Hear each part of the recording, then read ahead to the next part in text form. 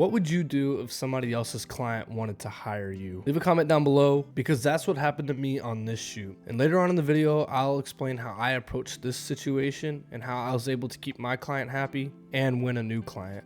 Should honestly be a pretty relatively easy shoot today, considering all I need to do is get some gimbal stuff of their office and whatnot, set up a place for interviews, and then try to get some client testimonials, B-roll, stuff like that. So try to get the interview stuff set up, because that usually takes the longest to light and everything. But with the clouds and stuff, the lighting's actually pretty nice out here. So I'm gonna go ahead and get the outside shots of the office, and then I'll go set up the interviews and then do B-roll after that. I just prefer to have all of the interviews set up and ready to go. So these offices tend to be pretty dark and stuff, and it's not that bright out, so I can't really rely on sunlight. I'm gonna take the 60X, and I'm gonna take my Lantern 90. It's gonna look a little goofy, but I think this will be great for just filling up these rooms a little bit.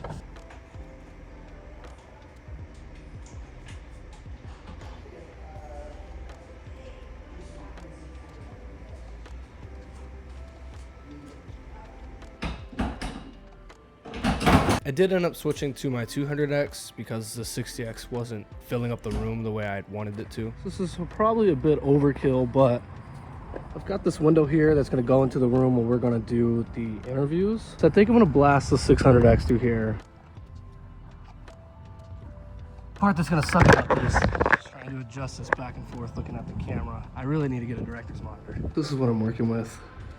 Definitely not my favorite setup, but I do like the way the 600X is coming through and just putting a light right here. So this is how that shot ended up turning out. And if the first thing your eye went to was the big iPhone on the back of the wall, you were exactly like the person who hired me. One thing that I try to do when I'm on someone else's set that isn't there with me is to send updates. And I'm glad I did, because he ended up not caring for the first setup that we went with and asked me if I could flip the world and do a different setup, because the first setup was just too distracting. At first, I was kind of against it. I didn't like the white wall, but he was absolutely correct. Once I had shot the 600X through the wall, it turned out looking much better, much more professional, and I'm glad that I kept the communication open through the whole shoot.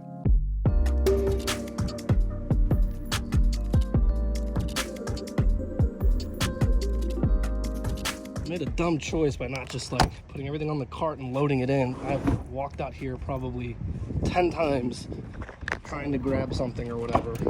Next time I will just load it all up and take it all in. The last part of my lighting setup was taking this 5-in-1 that I'd gotten from Newer that had a 3/4 inch screw in it, putting it on a tripod, and then just tying it off to my C-stand. It was kind of a last minute addition before the client sat down before the interview. This is why I love these ties. So versatile.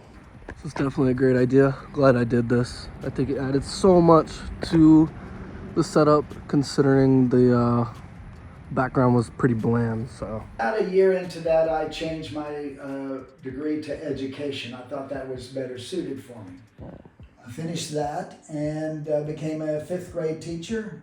So the person I was set out here to interview wanted to hire me for a shoot outside of this shoot. He said he owned a separate business and he wanted me to come film basically him talking on stage to a bunch of people, edit it down so he could put it on his website. It's a weird position to be in because it is separate from what he does and what I was hired to do, but at the same time, this is still somebody's client. So I called the guy who hired me, told him the whole situation, and pretty much said that I'm okay with taking the job or not taking the job. It doesn't matter to me, and I offered to give them a cut. He told me this is a completely separate thing. He appreciated the honesty and told me just to take the job. So sometimes it may feel weird to be open and honest to people in this situation. I promise you it goes a lot further than trying to double dip and do all these things. Just be honest, be upfront, and a lot of the times people are going to be understanding.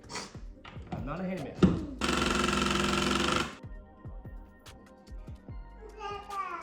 Freelancing doesn't work out, I guess I'll go on a handyman.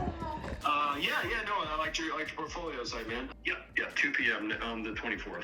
2 p.m. on the 24th. Perfect. I could be available all day. All I ask is that you give me at least 45 minutes to an hour beforehand to, obviously set things up. All right, great. Thanks so much, Jared. I really appreciate it. Yep, thank you. All right, bye-bye. Bye-bye. Wait.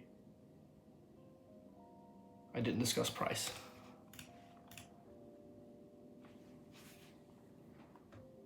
Hello. Hey, Jared. Sorry. Very key piece of information. What's your quote? Monday is, I would like to meet you at 10 o'clock. Okay. On site. I'll send you the address. Okay. All right, lock me in. I appreciate it, Clayton, and I'll talk to you soon. So I'm trying to do a coffee meetup for some filmmakers in the DFW area. Totally free. Feel free to come out if you want to do that. Follow me on Instagram. Send me a DM if you want to be in the group where I'll be posting all the details and everything when this comes to light. So